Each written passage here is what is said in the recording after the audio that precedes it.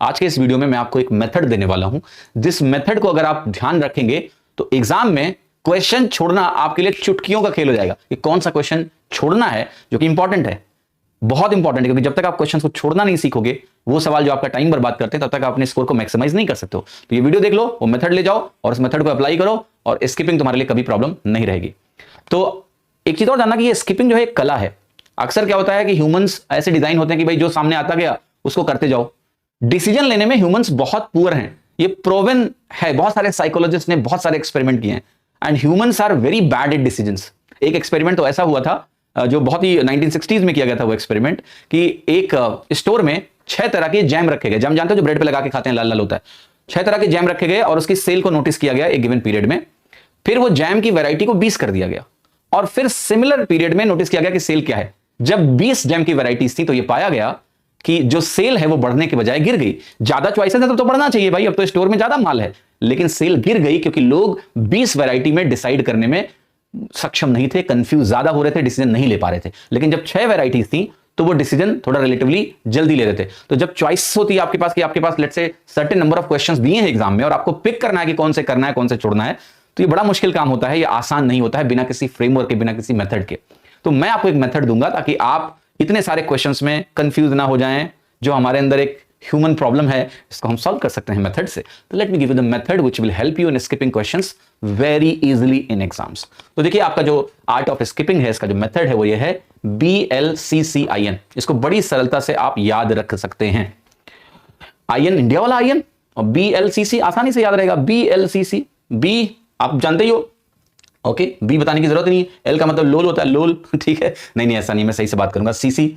तो let's talk about this method. BLCCIN क्या है? सबसे पहले एग्जाम में बेटा जब भी बाउंसर क्वेश्चंस होंगे, बाउंसर क्वेश्चन का मतलब पढ़े साला समझ ही नहीं आया कि ये क्या है, हवा नहीं लगी। बाउंसर क्रिकेट में नहीं होता जैसे, दिमाग से छोड़ दो, इसमें घुसने की जरूरत नहीं। कई लोग कह रहे हैं कि यार इस बाउंसर सवाल को हम सॉल्व करेंगे, अभी फेल हो जाओगे इसमें। तुम अगर फंस गए ना तो तुम बर्बाद हो। तो इसमें पढ़ना नहीं, जो बाउंसर जो सवाल पढ़ने में समझ में नहीं आया उसके बारे में कुछ सोचना ही नहीं, छोड़ो। दूसरा एल स्टैंड फॉर लेंदी। जो सवाल रिलेटिवली आपने मॉक टेस्ट दिए होंगे, आप देख रहे होंगे कुछ सवाल छोटे होते हैं, वन लाइनर होते हैं, और कुछ सवाल बड़े होते हैं जो पढ़ने में ही समय लेते हैं। लेंदी है पढ़ने में, भले ही कितना भी आसान हो। इतनी कहानी लिख दी, 3-3 लाइनें लिख दी, अब उस सवाल को पढ़ने में वक्त जाएगा बेटा, उनको आपको स्किप करना है। स्किप करने का मतलब ये नहीं कि दोबारा इनको सेकंड राउंड में नहीं करना है। पहला जो राउंड है उसमें आसान आसान सवाल करने होते हैं, इनको स्किप करना है लेंदी वालों को। तो जो भी ऑप्शंस होते हैं आपके ऑनलाइन एग्जाम में कि मार्क फॉर रिव्यू, ठीक है, तो बाउंसर जो है उनको तो मार्क फॉर रिव्यू भी मत करना, उनको तो सीधे स्किप कर देना, उनको सेकंड राउंड में भी नहीं करना है। लेकिन जो लेंदी क्वेश्चंस हैं और आपको लगता है कि ठीक है पढ़ेंगे, हो जाएगा एक बार ग्लांस करके, तो उनको आप mark for review and next करिए, लेकिन इनको भी पहले राउंड में स्किप करना है, लेंदी सवालों को, लंबे सवालों को जो पढ़ने में ही लंबे हैं, ठीक है। तीसरा है कंफ्यूजिंग। कुछ सवाल जो होते हैं वो कंफ्यूजिंग होते हैं, उनको आपने पढ़ा और उसकी मीनिंग ही नहीं बना पा रहे हो आप, ठीक है।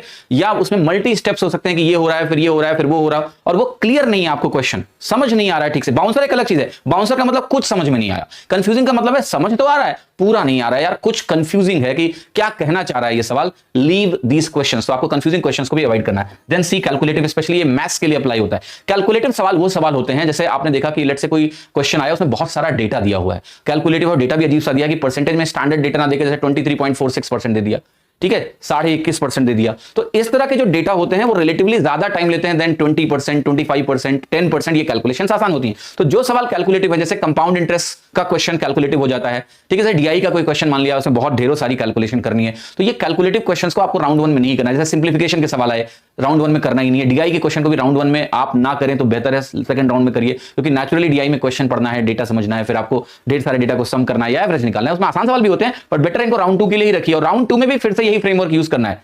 राउंड 1 में यही फ्रेमवर्क, फिर राउंड 2 में यही फ्रेमवर्क। राउंड 2 में भी आपको जो क्वेश्चन करना है तो आपको देखना है कि भाई अब जो मैंने मार्क फॉर रिव्यू क्वेश्चंस कर रखे हैं उनमें से कौन सा क्वेश्चन पिक करें और कैसे करें। ये बड़ा इंपॉर्टेंट है। ये सारा कुछ जानने के बाद भी एक कैटेगरी ऐसी होती है जहां इनडिसिजिवनेस रहती है। हम नहीं जान पाते हैं कि हम डिसाइड करें इस क्वेश्चन को करना या नहीं करें। अब एग्जाम में इतना टाइम नहीं है कि बैठ के तुमने सदियों लगा दिए डिसाइड करने में कि हम करें या ना करें क्वेश्चन को। एक सिंपल सा फ्रेमवर्क है कि अगर इनडिसिजिवनेस है, अगर आप क्लियरली इस सवाल को नो नहीं बोल पा रहे हैं इन सारे फ्रेमवर्क को यूज करके, कि बाउंसर, लेंदी, कंफ्यूजिंग, कैलकुलेटिव, ये सारा फ्रेमवर्क यूज करके भी अगर आप लेट्स से डिसाइड नहीं कर पाए कि क्वेश्चन करना है या नहीं करना है, तो उसको भी नहीं करना है। If you can not decide, answer is no. ये ध्यान रखना, अगर इनडिसिजिवनेस है तो नो, वो राउंड 1 में क्वेश्चन आपको नहीं करना है। आपको पहले आसान आसान सवाल करने हैं, फिर जो बचे सवाल हैं उनमें खोजना है कि अच्छा अब जो सवाल है इनमें से क्या करें राउंड 2 में। और राउंड 2 में भी आपको क्वेश्चन स्किप करना होगा, फंसना कहीं नहीं है। आपको एक चीज ध्यान रखना, अभी एक मूवी भी आई है कोई रणवीर कपूर की, उसमें गाना है कि गाना तो मुझे बोल नहीं याद है, बट उसमें ये था कि पहली बार प्यार हुआ तो लगा यही सब कुछ है, फिर दोबारा हुआ तो सोचा कि ये पहले क्यों नहीं मिली। ठीक है, ऐसे ही क्वेश्चन होता है। आपके पास इतने सारे क्वेश्चन हैं, आपको पहले से नहीं पता कि बाद वाला क्वेश्चन आसान है या पहले वाला क्वेश्चन आसान है, आपको सबको देखना पड़ेगा, फंस नहीं जाना है एक में। ठीक है, कि एक में ही अटक गए, बाहर ही नहीं निकल पाए, टाइम ही निकल गया, फिर तुम बनोगे देवदास बाद में। ठीक है, क्योंकि रोगे पेपर से बाहर आके। तो ऐसी इश्क और मोहब्बत सवालों से आपको नहीं करनी है कि फंस जाओ। आप बस सबको देखो, सारे सबको देखो भाई, सबको समझो, सबके बारे में जानो और फिर फैसला लो क्या क्या क्वेश्चन आपको सॉल्व करने या नहीं करने। तो आशा करता हूं कि आपको ये फ्रेमवर्क पसंद आएगा और आप BLCCIN को दिमाग में रखेंगे और इस फ्रेमवर्क का यूज करके आसानी से आप क्वेश्चंस को स्किप कर पाएंगे। अपना ख्याल रखिए, स्वस्थ रहिए, मस्त रहिए। Thank you, all the best.